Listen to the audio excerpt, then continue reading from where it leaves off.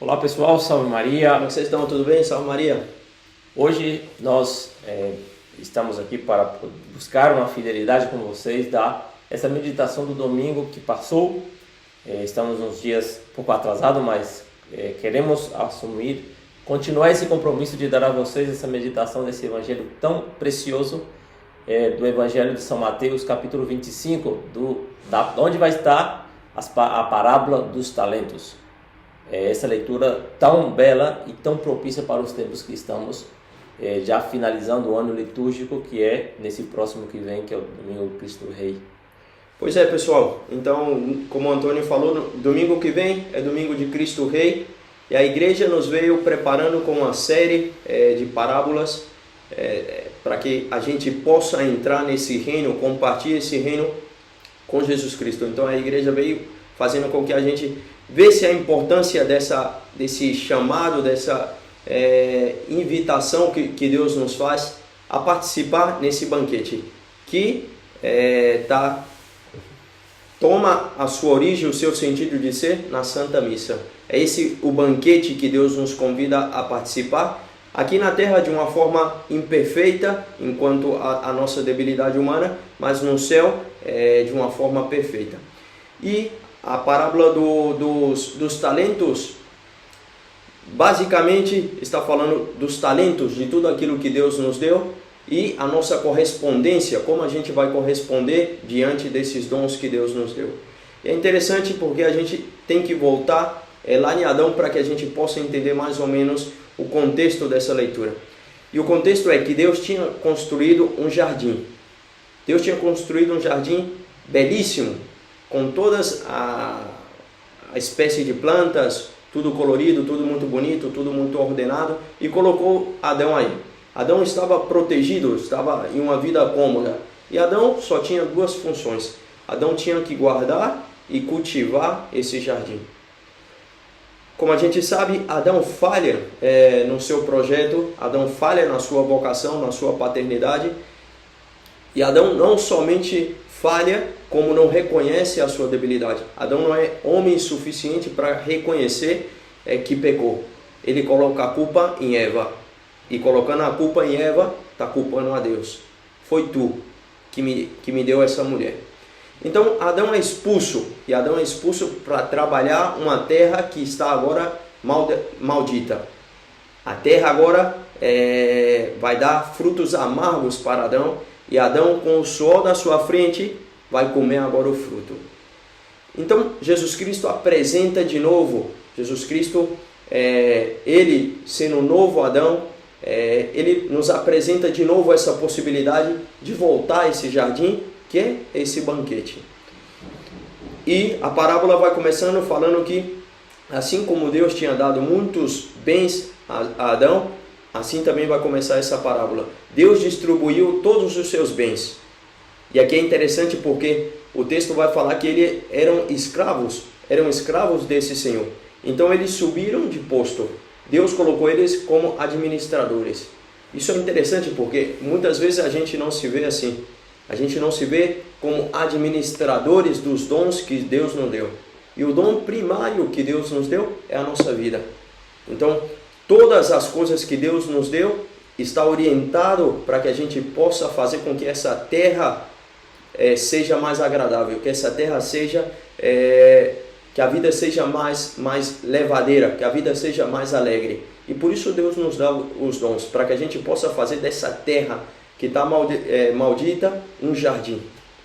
E o interessantíssimo dessa parábola é que, assim como Deus eleva essa dignidade desses que eram escravos dele a praticamente ser igual a ele, de certa forma, porque primeiro, o que vai dizer que esse Senhor dá talentos a esses escravos e vai de viagem. Quer dizer que deixa que os escravos fiquem no seu lugar, em outras palavras. E o que vai dizer que a única encargo que esse amo dá a esses escravos é que saibam administrar. E aí, como vamos ver que a um vai dar 5, outro vai dar 3, outro vai dar um talento. E ambos têm Os dois primeiros, a característica são iguais. Multiplica, ou vamos dizer assim, se tinha 5, consegue 5 mais. Se tinha 3, consegue 3 mais. E o que tinha 1, enterra o talento. Nós poderíamos ficar nesse último, mas verdadeiramente o melhor é ver desde a perspectiva dos dois primeiros. Por quê? Porque esses dois primeiros praticamente realizam o plano de Deus. De que forma? De que forma que eles, ao colocar por obra esses talentos e conseguindo outros talentos mais, o interessante é que eles não sabiam que ia ter uma recompensa. Isso é um interessantíssimo. Por mais que, depois que o Senhor, o amo, volta e dá a recompensa, mas dá pela generosidade que eles tinham. E que recompensa é essa? Senão a maior de todas as recompensas, que é justamente aquela que o Francel dizia. O que seria a vida de Adão na presença de Deus no jardim, é essa vida que esses dois primeiros recebem quando o Senhor fala: servo bom e fiel, entra a participar do gozo do seu Senhor. Essa palavra aqui é muito interessante. Participar do gozo de seu Senhor é o que todos participaremos, sendo fiéis na prática desses talentos que recebemos na nossa passada desta para outra vida, mas com antecipação, aqui já poderemos viver de certa forma este gozo. E é interessante porque essa palavra gozo é uma das grandes palavras transversais, que corta toda a Bíblia. É por isso que um dos mistérios do Rosário é o mistério gozosos, aquele mistério de alegria que enche o nosso coração, que é saber que Deus se faz Emmanuel, Deus conosco. Então, e aqui é interessante que a gente faça uma distinção entre felicidade e gozo. A felicidade é algo passageiro, no sentido de que a gente não tem essa possessão da felicidade. Um dia a gente está feliz, um dia está triste, um dia a gente está feliz e um dia está triste, e a gente tem que encontrar uma estabilidade para viver, porque se a gente vive segundo o nosso estado de ânimo, então a gente vive muito desequilibrado. Só que o gozo é diferente. O gozo é uma possessão. Uma possessão do quê? Do Espírito Santo. Quando eu consigo entrar nesse banquete, quando eu consigo entrar plenamente nessa relação com Deus, eu entro nesse gozo do Espírito Santo. Eu tenho a possessão do Espírito Santo. É por isso que São Paulo vai dizer: quem nos pode separar do amor de Deus? Será a tribulação? Será a fome? Será a desnudez? Nada nos pode separar do amor de Deus, porque o amor de Deus foi infundido nos nossos corações. E a gente tem que tomar consciência disso, dessa possessão que a gente tem. Deus se fez habitável no nosso coração. Então a nossa felicidade, o nosso gozo deve estar em saber que somos o maior dom que a gente pode ter é a Santíssima Trindade. É saber que Deus habita em nós. Esse é o maior dom, a vida espiritual. Ter de volta aquilo que Adão perdeu. Adão perdeu a relação trinitária, Adão perdeu a relação filial, Adão perdeu essa relação mais profunda com Deus. Então Jesus Cristo nos vem a devolver esse dom primordial. Então é interessante porque a gente tem um número 5, um número 2 e um número 3.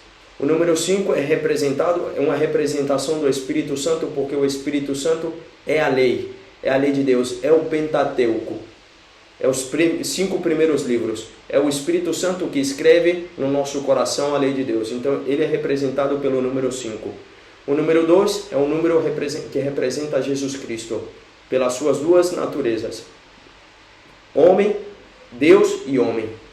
E o número 1 é a figura do Pai. Deus Pai. É o número 1. O primeiro, nessa ordem da Santíssima Trindade. Então essas leituras estão falando que Deus, o maior dom que a gente pode ter é a vida trinitária. E qual é a nossa relação com Deus? Qual é a nossa relação com a Bíblia? Qual é a nossa relação com o Pentateuco? Eu estou fazendo com que a minha vida esteja orientada para a palavra de Deus, eu estou fazendo que a partir dessa leitura, a partir dessa oração, eu possa multiplicar esses frutos da minha leitura contínua da Bíblia. A minha relação com a Eucaristia, que é esse número 2, Jesus Cristo que se faz presente no Santíssimo Sacramento. Qual é a minha relação com o Santíssimo Sacramento? Eu faço que Deus seja mais amado, eu faço com que Deus seja mais conhecido. Eu sou um sacrário de Deus vivo. Eu levo a alegria de poder compartilhar, de poder comer esse pão sagrado. E por último, e eu diria um dos mais importantes, qual a minha relação com a paternidade de Deus? Porque esse último servo que recebeu esse um só dom, ele tinha uma imaginação de que Deus era severo, que Deus era duro. E por isso a justificativa dele é: tive medo. Quantos medos a gente tem de Deus?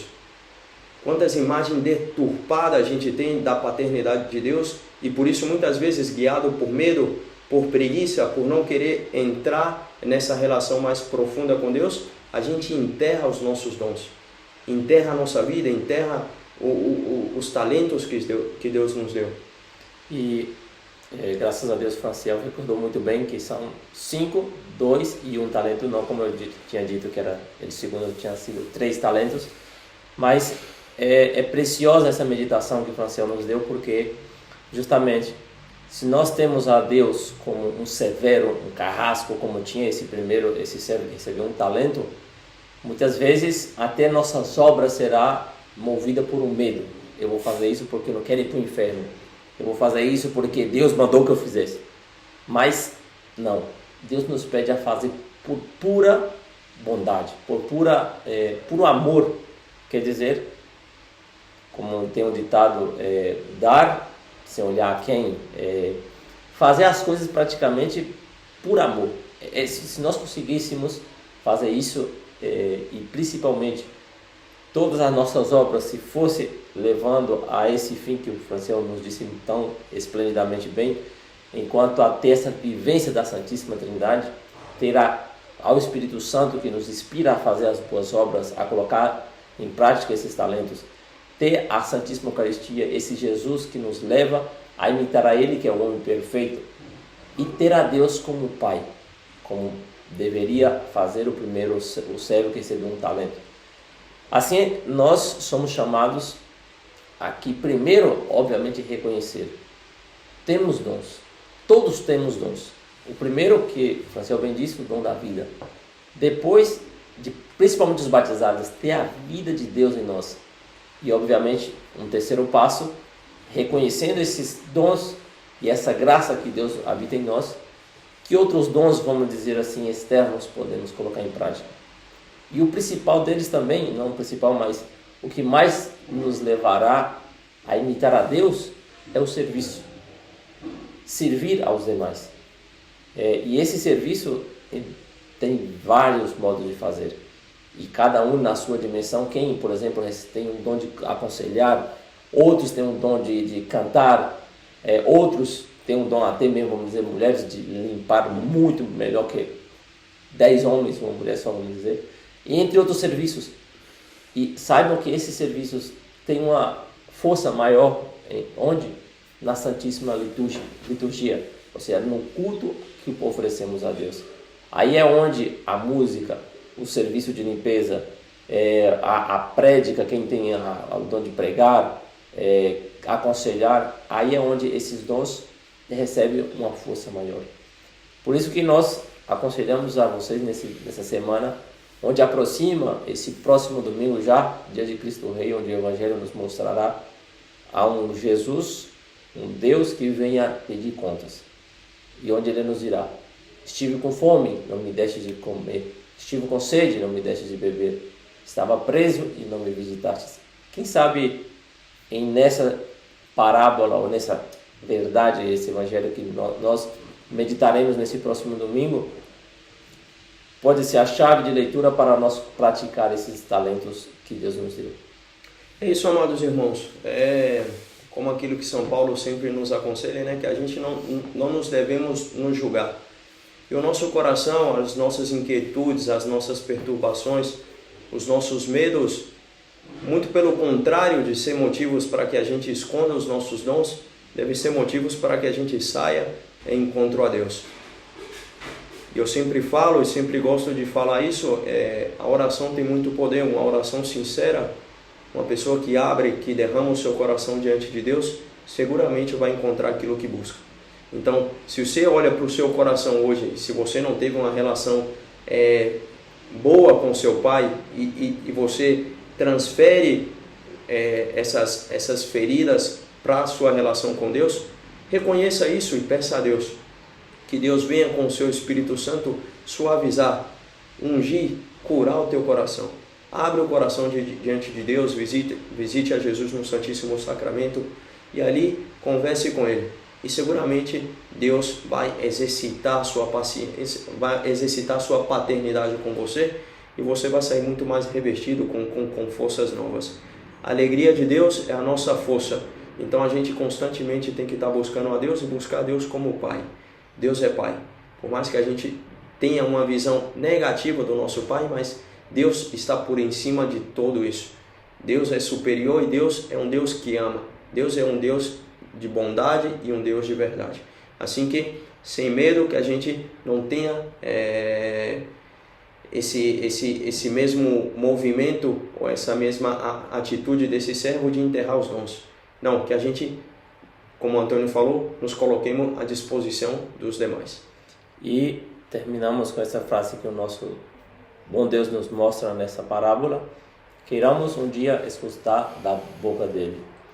Entra Antônio, entra Faciel, entra Maria, entra João, a participar do gozo do seu Senhor.